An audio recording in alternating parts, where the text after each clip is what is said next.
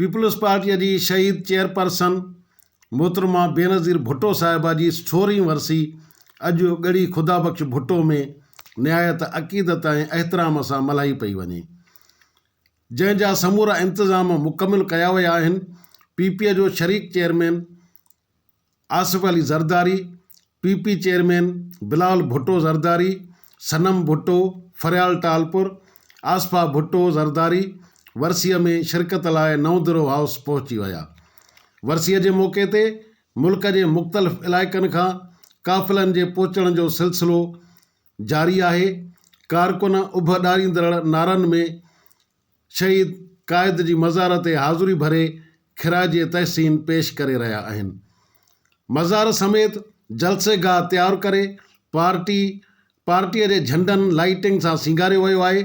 जलसेगाह जे भर में कैंपूं क़ाइमु कयूं वयूं आहिनि, जिते मुल्क जे मुख़्तलिफ़ हिसनि खां ईंदड़ जियालनि जे ज़िलई ऐं डिवीज़न वाइज़ विहारण जो बंदोबस्तु कयो वियो आहे।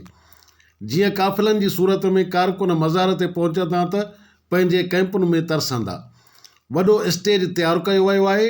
पार्टीअ जे एक्स MP ऐं MNAs लाइ स्टेज अॻियां पोर्शन ठाहिया विया आहिनि।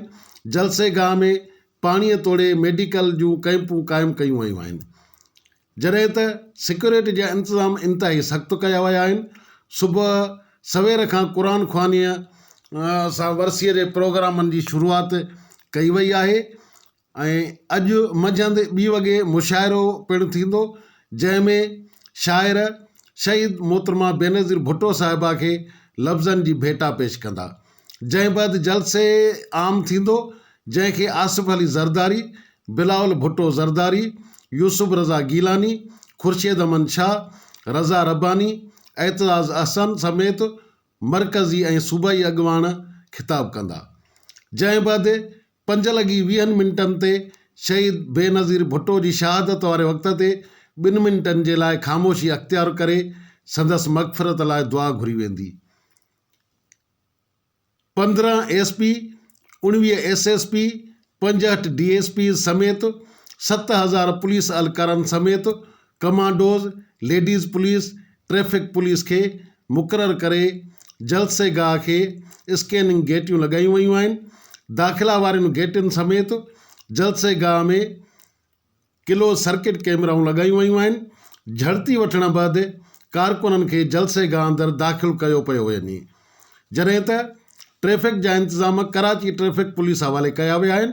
सिंध जे मुख़्तलिफ़ पुलिस सेंटरनि ऐं ज़िलनि खां पुलिस अहलकार ॻड़ी ख़ुदा बख़्श भुट्टो पहुची विया आहिनि, जॾहिं त मज़ार खां कवरेजा रोड, कराची हैदराबाद समेत ॿियनि इलाइक़नि खां ईंदड़ लाइ पार्किंग ठाही वई आहे ऐं पंजाब बलोचिस्तान KPK जे ईंदड़ काफ़िलनि लाइ रतोदेरो रोड जे भर में पार्किंग क़ाइमु कयूं वयूं आहिनि।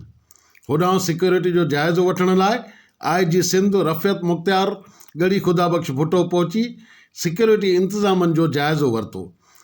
उन मौक़े ते IG सिंध रफ़ियत मुख़्तियार चयो त देखिए, आपके सामने ही है, हमारी पुलिस डिप्लॉय हो चुकी है। हमारी जितनी भी फोर्सेस हैं, जितनी भी हमारी रिक्वायरमेंट्स हैं, तकरीबन 7000 हमारी नफरी यहाँ लगी हुई है और जो भी पॉइंट्स हैं उन पे हमने टेक ओवर कर लिया है। सर्च एंड स्वीपिंग भी हो रही है, कॉम्बिंग ऑपरेशंस भी हो रहे हैं, डिप्लॉयमेंट्स में हमारी नफरी ने जो कल जो ड्यूटियाँ करनी है आज वो खुद फिजिकली उन पॉइंट्स पे देख रहे हैं। DIG और SSP, हमारे स्पेशल ब्रांच और CTD सारे मिल के अपनी अपनी जो भी उनकी फॉर्मेशन है उनको ब्रीफ कर रहे हैं और इंशाल्लाह उम्मीद है हम बेहतर से बेहतरीन करेंगे। Thank you. आजुज़ भुट्टो, इबरत न्यूज़, मदई जी @ ॻड़ी ख़ुदा बख़्श भुट्टो।